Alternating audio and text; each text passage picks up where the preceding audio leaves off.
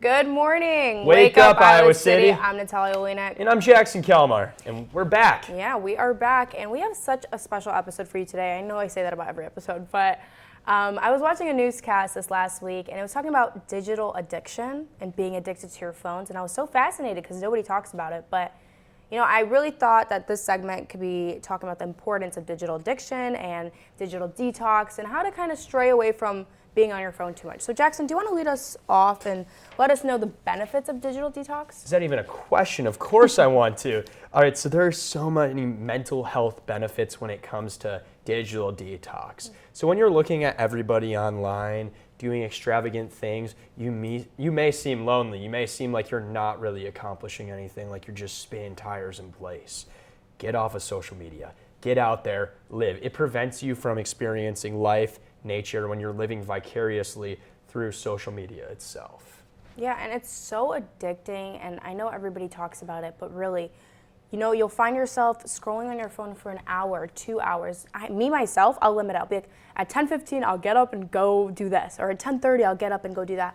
And then I'm like, no, and I keep adding more time and more minutes because I think that, I just want to lay down and do nothing. But you got to get up. You got to go do something. You got to improve your mental health by getting off your phone. And there's other things like bettering your sleep quality. Phones affect your sleep quality. It keeps you up. Your brain, you're not getting full sleep. It's crazy how many negative effects digital media has on you. Definitely. But I think we should go over some mindful tech uses and advice. I agree, Jackson. You want to start us off, or do you want me to take it away? You know what? I'm going to have you take it away at first, and then I'll go over a couple. Okay, great. Well, TikTok has their limiting screen time, accessibility, so you just set a timer for an hour and it'll turn it off. It'll lock your TikTok, but then sometimes you want to put in the passcode again and then start it over. So it's a hard thing to go and navigate, but really just a lot being disciplined with yourself and letting yourself know, hey, at 1:30, I'm done going on my phone. I got to get up. I got to go do this. So it's very beneficial being disciplined with yourself. You're your own kind of leader in a sense. You're kind of navigating your own body and what you're doing. So be mindful of that. Right, and to work off of that, you have to set technological boundaries. Yeah. When is it appropriate to use a phone? When is it not? Maybe it's not the best for you if you use it right before you go to sleep, or when you're in class like us, or if you're in a business meeting. The list goes on and on and on. You just have to find out what is best for you and just go with it. Yep. But in lieu of this whole show that Natalia did a really good job putting together and curating, I thought I would run some polls on LinkedIn. Yeah, which is a very great app for networking and getting to meet cool people. So I'm very excited that you're going to be talking about this today. Definitely. So I ran a poll about 2 weeks ago about social media and what people actually use it for, the purpose of it. Mm-hmm. So a decent amount of people responded to this poll. And the categories were networking, entertainment, news, and education. 48% of people on LinkedIn said they used it for networking, which makes sense because, it is LinkedIn. 33% said entertainment, which would make sense for other forms of social media, not necessarily LinkedIn, but Instagram, Snapchat, TikTok. 15% said for the news, which also scared me because yikes. And then 4% said education, wow, which I found kind of interesting due to the fact that I don't really learn anything on social media. But then my next poll that I ran was how many people use LinkedIn primarily for networking purposes? And what age groups are we looking for? I'm excited to hear. Okay, so 330 people responded to this poll. Wow. And that was in one day, which is kind of cool. Jackson's popular over here, if you didn't know. He's a popular man. What can I say? Anyway. All right, so the categories were 18 to 24 use LinkedIn for networking, 25 to 35, 35 to 45, and the last category was 45 to 60 years of age. So, which I found really interesting was, in college, LinkedIn is very much so pushed on you.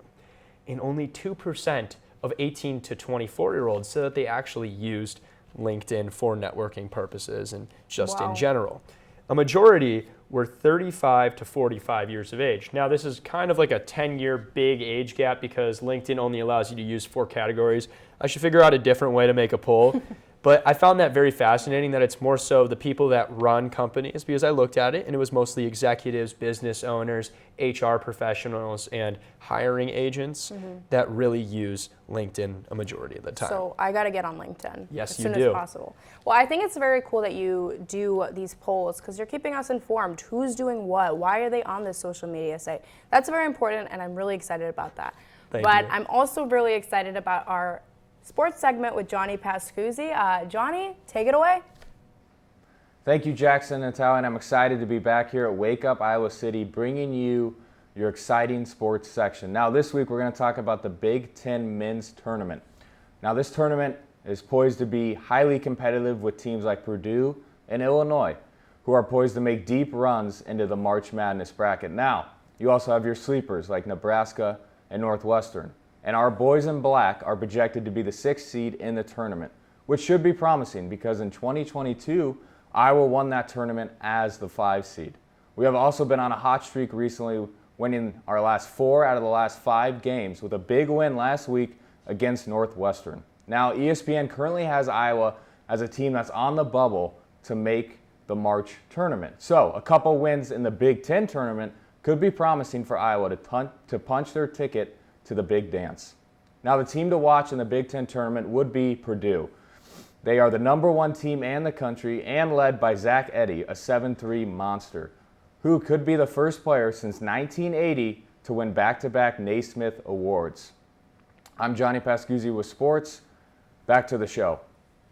Thank you so much, Johnny. I love sports. We're really excited to see what you got for us next week. Yes. But anyways, I think it's time for my favorite segment where Natalia reads some books, tells me about it because I don't really read, fills me in, tries to do a sales pitch, but we'll see if she'll actually win me over. Natalia, it's your turn. Okay, well, I got 2 great picks. I don't really know the category I'm going to put this in, but Daisy Jones and the Six. I feel like I'm Reese's book club. If you've ever seen Reese Witherspoon, she has like a book club. It's very cool. But she picked Daisy Jones and the Six, and this book was actually on Prime. They made a series about it, and it's just following this rock band. I'm pretty sure it's like in the 70s, 80s. I might be mistaken, but it's in that kind of genre. And it's basically written like a script. So you're reading so many of these rock band members and their personalities, and you're choosing who you love and who you hate and who you completely adore. It's just such a cool book.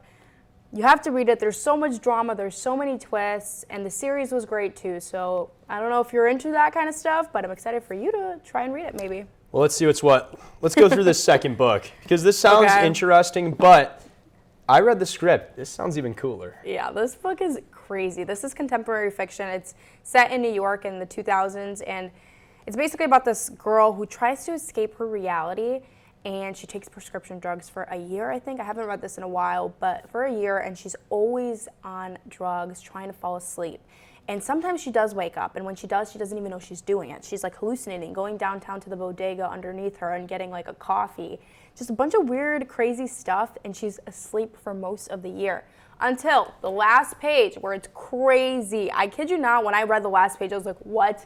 That is not what I expected. There's no way you could have set me up. There was no like context. It was just so bizarre, but cool at the same time.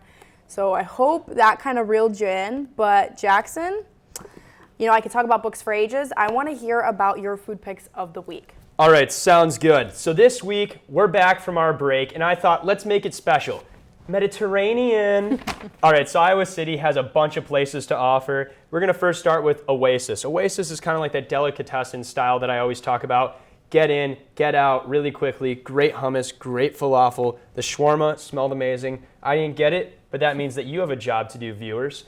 Now, our next place. This is more of a sit down, get your food, 20 minutes, 15 minutes after you order it. It's called Cortado. Cortado is a very, very good Mediterranean restaurant. Their hummus is incredible. The owner has mastered everything. He's actually from the Middle East, Israel area. Wonderful gentleman. I've had the soul bagel, which is eggs, my God. bacon, caramelized onion, balsamic jam, Yes. cream cheese. This combination is so good. The avocado toast, amazing. They had a falafel burger, which it was just falafel as the patty. Wow. I actually tried recreating my own soul bagel after going there, and it's not as good, but wow, what a recipe. It was fascinating. You guys are going to need to join that. But Yep. you guys, like, seriously have to go there. Anyways, said that wrong. Thank you so much for watching Yep. Wake Up Iowa City this week. I'm Jackson Kalmar. I'm Natalia Olenek. Stay tuned, Iowa City. Later. Bye.